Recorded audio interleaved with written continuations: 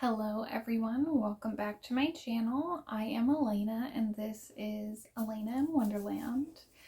I am currently working on the ribbing for a crocheted cardigan that I am finally almost done with. But I'm making it for my husband. It's way too big for me. I have had this project going on for literally 3 years in the making, but we're almost there. We're almost done. I am coming to you today with 2 stacks of books, wanting to do my 24 books for 2024.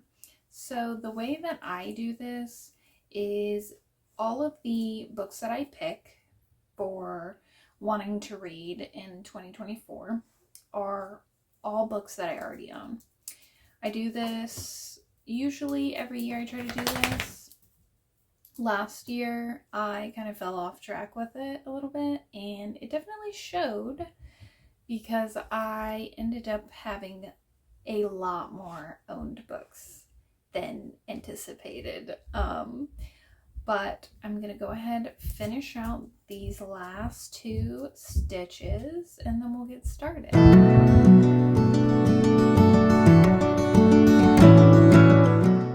My goal this year is to read more diversely. So the way that I can achieve this goal specifically is picking 12 books for just authors of color. It wasn't hard. I'm glad that it wasn't hard. I own a good amount of books that are from BIPOC authors, and now it's time that I just make sure I read more of them. Hi, buddy. Hi, Bubbles. I know. Okay. He wants attention. I just got back from the doctor. First up, we have Sister Maiden Monster. This is going to be by Lucy A. Snyder. This is a horror, queer, weird book. That's pretty much all I know. It's definitely a dystopian book. It is based like during an apocalypse, stuff like that, but that's about all I know, and honestly that's all I want to know. So please don't give me any spoilers, any type of extra information. I like going into books like this blindly because I feel like then I won't have an expectation of how things should be, and I can't really like guess the plot, if that makes sense. Next up, A Woman Is No Man by Itaf Rum, and I believe I pronounced that right. This is Itaf's first novel. It is about a multi-generational family. It does have 3 perspectives, and it starts with a mother back when she's 17 in Palestine, and she's basically getting her arranged marriage and then ends up moving to an entire different new country, which happens to be the United States, and they move to Brooklyn. And then she's faced with the troubles of, only conceiving daughters. And she had an expectation to live up to bring a son into the family. Then you have the perspective of, I'm assuming, either her granddaughter or her daughter. I'm assuming it's her daughter, because it goes from 1990 to 2008. But the daughter is also being forced into the ideal of an arranged marriage, and that's common in the culture. But the daughter is not wanting to come to terms with that's her only option to be able to do the things that she wants in life. So this also, I believe the 3rd perspective is going to be a grandma, and I hear it's a very emotional, cathartic read, and I am literally so excited for it. I'm about to actually start this tonight. The Kind Worth Killing by Peter Swanson. I have never read anything by Peter Swanson. Honestly, I didn't want this cover. I wanted the cool, airplane one. But this is one I got. This is one that was sent to me, even though I ordered the different color. This is On a Flight from London to Boston. Ted Severson meets the stunning Lily Kittner over the Over martinis, the strangers play a game in which they reveal intimate details about themselves. Ted talks about his wife, Miranda, how their marriage has gone stale, how a week ago he caught her in a stunning betrayal.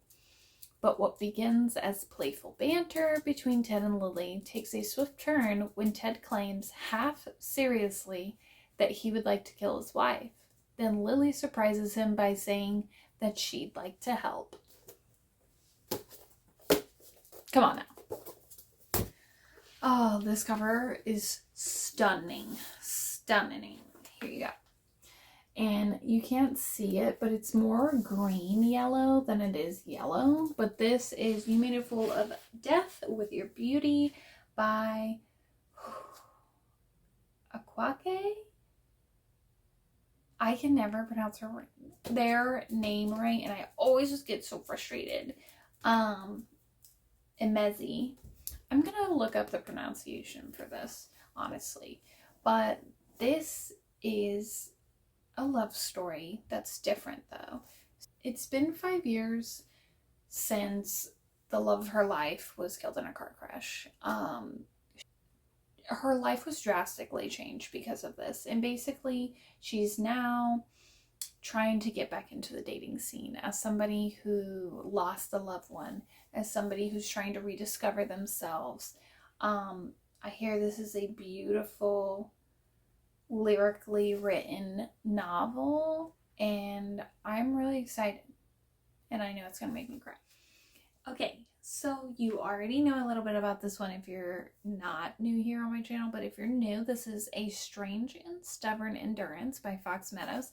It is a fantasy setting, and it is about two men in a realm of courts. So we're talking like old style royal fantasy, right? Well, one of them is definitely in the closet gay, but they are betrothed to a woman. So obviously this is not what they want. And they come up with the idea of, how about I become betrothed to your brother? And it's like against the rules and everything. Forbidden romance. Male. I'm excited.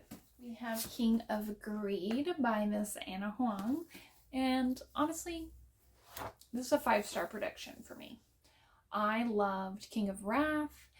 I did not love King of Bride, but I have a feeling I will like King of Greed a lot. This is a second chance romance where Mr. Dom decided to screw up his marriage because obviously he's greedy about money and all he thinks about is his business, all while his beautiful, gorgeous wife, Alessandra, is screaming for attention, wants his attention back. And honestly, she's number 2 in his life. Number 1 is his business and his money, and she's number 2. So she basically takes charge of her life and puts herself first. And she ends up basically telling him, I'm leaving you. That's all I know. And this man grovels. That's all I want. Another 5-star prediction is One Dark Window by Rachel Gillig. I have been seeing this literally everywhere. I've been seeing the raving reviews about this, and I'm going to be honest. Do I know what it's about? No. Am I buying into the hype? Maybe. Am I going to regret that decision? Also maybe. We shall see. One of my friends gifted me this book.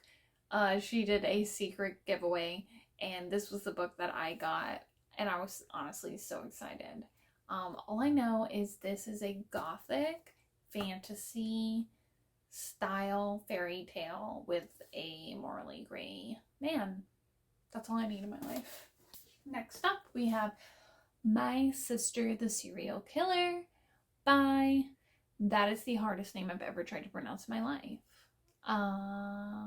Cheers. So anyways, really embarrassing moment there, and sometimes when I'm embarrassed I do this little accent. Am I British? No, I don't know why I do it. I just do it. It makes me feel a little better and makes people laugh, so then I don't have to be embarrassed. Anyways, on to this. Basically, obviously by the title, her sister is a serial killer. The sister who is not doing the killing has to decide whether or not, basically, how's she gonna help this woman cover a murder? How's she gonna help them and not get caught?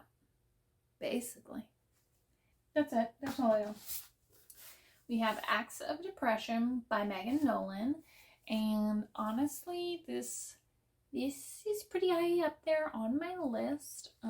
Obviously this cover, stunning. Noir. Art. I'll put it down before I get demonetized. I don't even know what that word means, just so you know.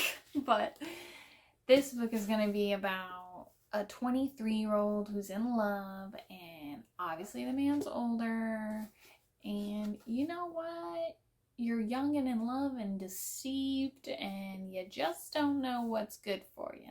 That's what this is about. She is in this relationship, and she is like romanticizing it, and it means the world to her, and the reality and truth of the relationship is it is toxic and unhealthy. Things that I have come to terms with, that I have realized everyone has been in a toxic relationship. So, next up is going to be When the Reckoning Comes by Miss LaTanya McQueen. It's about when a girl flees her small segregated hometown in the South. She tries to forget about it, right?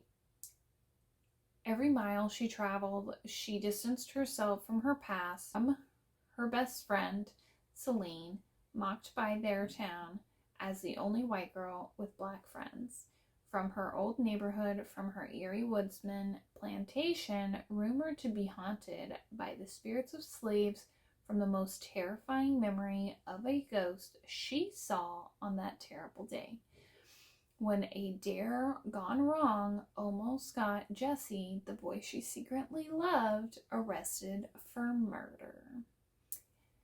Mira is going back to this town because her best friend's getting married. Celine's getting married now at that same plantation.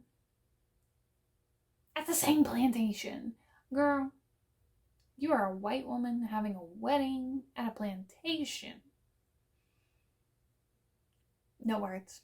Moving on. So the wedding happens, whatever, and it's going to be this big vacation for everyone, right?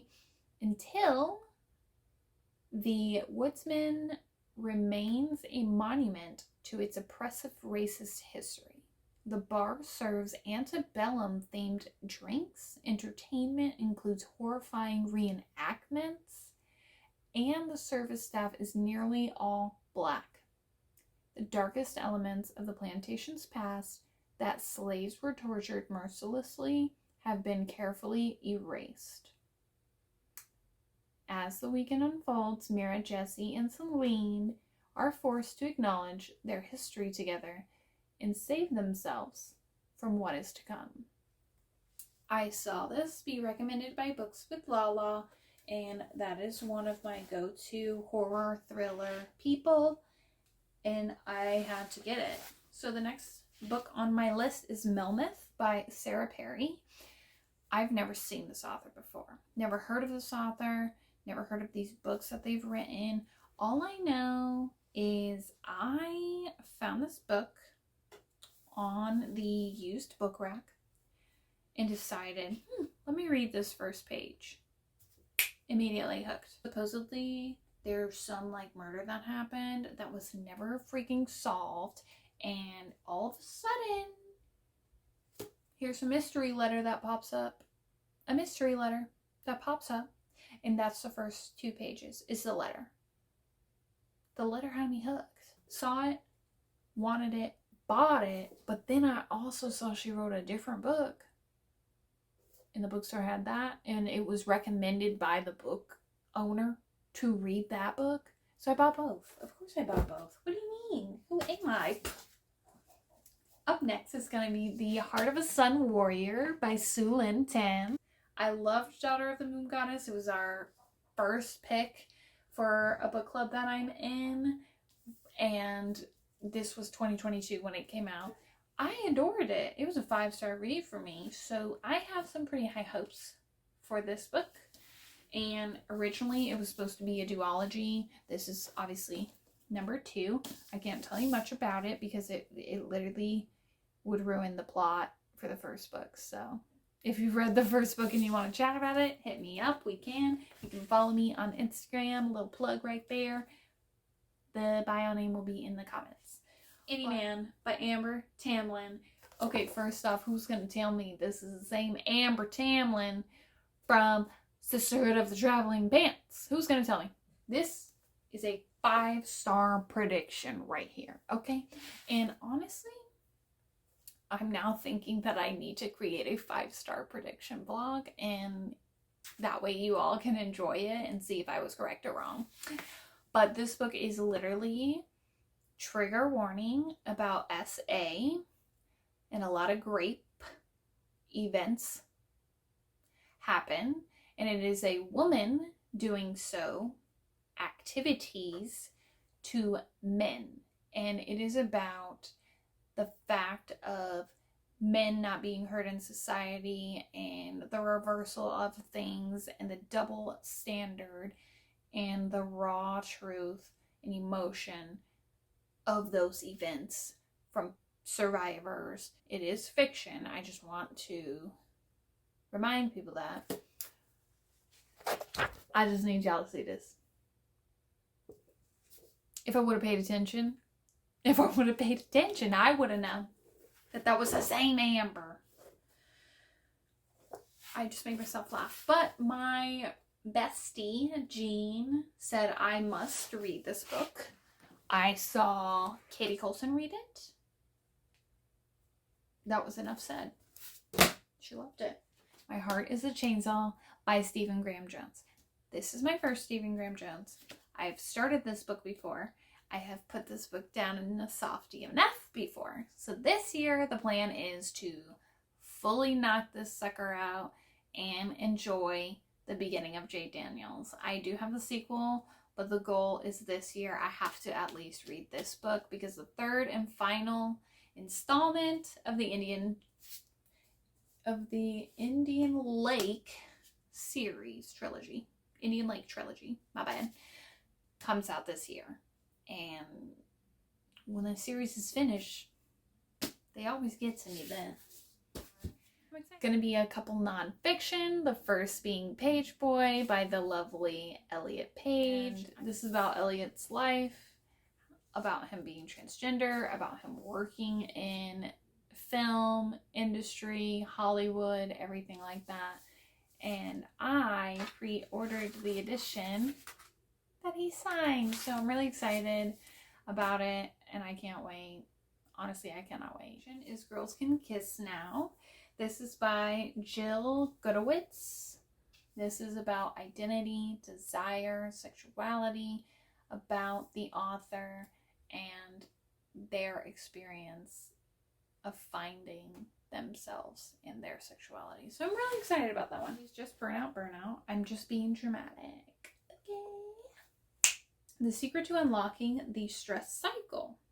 It is by Emily Nagoski, who is a sex therapist, and then along with her sister Amelia, focusing on the brain chemistry and the science behind finding your stress cycle and breaking it down, in just dealing with burnout. We are doing so much in life. Of course we're burnt out. Of course we're stressed.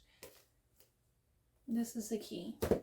This book cover is absolutely amazing. This is a Filipino author, so obviously I was immediately drawn in. This is epic fantasy. I think this will be my first, by the time you're watching it, it might be my second epic fantasy, but at the time of filming, it's my first epic fantasy. But this is queer. about vampires. Love vampires. I am in a vampire era all over again. You would have thought that Twilight just came out. A new breed of vampires is now like roaming the city, and Remy, the basically protagonist, I think it is, the only son of the Duke. Ooh, okay. So obviously he's a very important someone. And they have to go and investigate alone. And they have to go figure all this out about the new breed of vampires. They encounter a warm-hearted vampire heiress, Zioden Song, and her infuriatingly arrogant fiance, vampire lord Zayden Malik, who may hold the key to defeating, not defending, the creatures. Disorientation. This is by Elaine Say Chow. I believe the H is silent, but I'm not positive. But here's the cover of Disorientation if you have not seen it. It is about a 29-year-old PhD student, Ingrid Yang, who is trying to finish her degree. It literally says trying to finish her dissertation on the late canonical poet Zhao Wenchao and never read about Chinese things again. But after years of grueling research, all she has to do to show for her efforts are junk food addiction and stomach pain. When she accidentally stumbles upon a curious note in the Chow archives one afternoon, it looks like her ticket out of academic hell. This is weird lit fic and make it Asian. That's the best way to describe this. And it immediately drew me in. And this girl, it's like a real life shit. She's going through the struggles of college as an adult, and like she's 29, she's almost 30, you know. She's been working so hard for this dissertation, and then she finds this secret note and she goes down this little rabbit hole, and we get to go on the journey with her. This is She Who Became the Sun by Shelley Parker Chan, and the best way to describe this book, also a 5-star prediction, is going to be Mulan, but make it trans. The protagonist's brother died, and she has decided to take his role in the war, and she decides to be him. It's literally like a Mulan retelling, but make it queer. And that's all I needed to know. Of course, we're gonna have Alice in Wonderland. So this was my year to finally read Alice in Wonderland. Yes, my name is Elena in Wonderland. Yes, I know you're probably asking me, how have you literally not read the book you're so obsessed with and have 10 copies of? That doesn't matter. What matters is I'm going to read this book this year, and I'm going to read this specific one because it has a little bit of damage. And because it has a little bit of damage, I mean literally a little bit of damage. Oh, well. But because it has a little bit of damage, this is the one I want to read, annotate, and just like do my whatever. You know, do whatever I want with it. This is 150th anniversary edition, by the way. And this is the second version that I have of the 150th anniversary edition. The other one has deckled edges, which deckled edges drive me insane. But this year is the year for me to finally read Alice in Wonderland. And don't worry, I'll be filming a vlog specifically for it. This vlog is getting really long, so let's get to the chase. Next up is going to be Last Night at the Telegraph Club by Melinda Lau. And this is set back in, let me see, the 50s, yes. This is set back in Soho, the 50s, San Francisco. And being gay and out and Asian on top of it is like, whoa, whoa, whoa, not acceptable.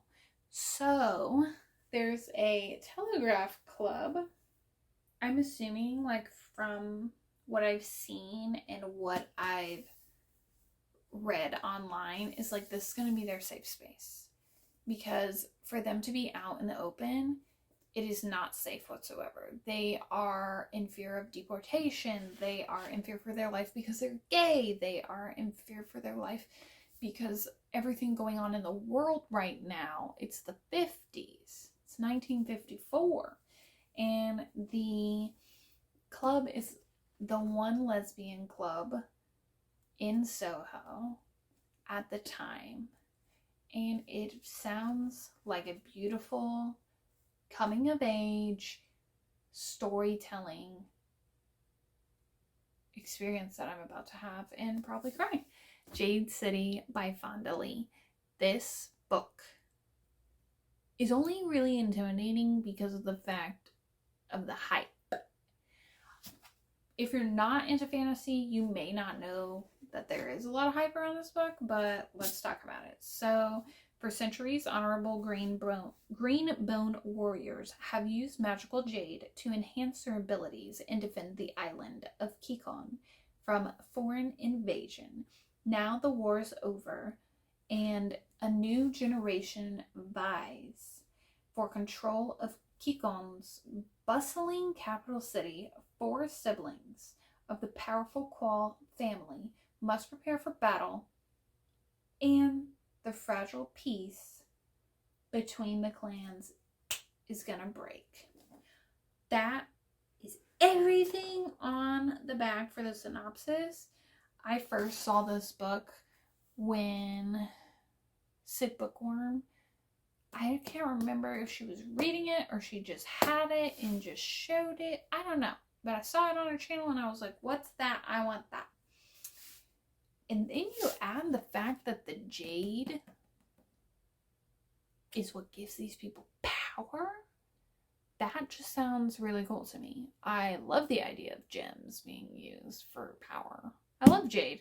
Last book, most stunning cover is Ripe by Sarah Rose Etter. This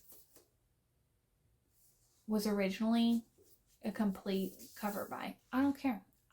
Y'all can judge me. I do judge books by their cover. So I would say that this book is about like life in the tech world, corporate girly. It is contemporary fiction. It's set in Silicon Valley. It's about a woman who works in Silicon Valley in tech industry, and there is so much praise and hype around this book. I'm honestly so excited. Jean also got me to buy this book, like telling me that, no, you need to read it. You're gonna freaking love it. That's really all I needed to know. That is the wrap up of all 24 of my books. You can see 23 of them over there and the 24th one's over there. I did achieve my goal. 12 of them are BIPOC authors and 12 of them are for sure at least white. I don't even know. I didn't really check. I just made sure I at least had 12 for sure BIPOC authors because I really want to achieve that goal and just kind of get into the habit. Like once I make something intentional, like it starts to become a habit. So that's the goal. I want it to be a habit to read more books and broaden my horizons as far as like what I am digesting, reading, learning, you know? But I am going to go now. And it's been a wonderful night. I'm so sorry for this 30+ minute video, but I hope you all enjoyed the bloopers next. Bye. I've been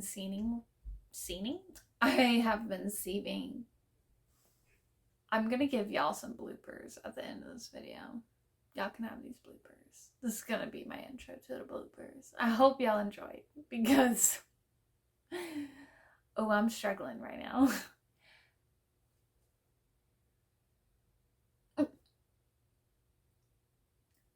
Oyen Ken Braithwaite. One of my really good friends off of Instagram, Chaz, he gave me this book for my birthday and gifted it to me, so I'm really excited. Daughter of the Moon Goddess. I read it on my ebook. So the map. I love it. Okay, sorry. I just had to show somebody. I just had to show somebody that, yeah. Oh, actually, Chaz didn't give me this one. Sorry. Leslie got me this one. Sorry. Leslie got me this one, and then Chaz gifted me the first one. I cracked myself up. The judge. The paper. Next up, we have burnout, burnout, burnout, burnout, burnout, burnout. Okay, honestly, it's just burnout, burnout. I'm just being dramatic.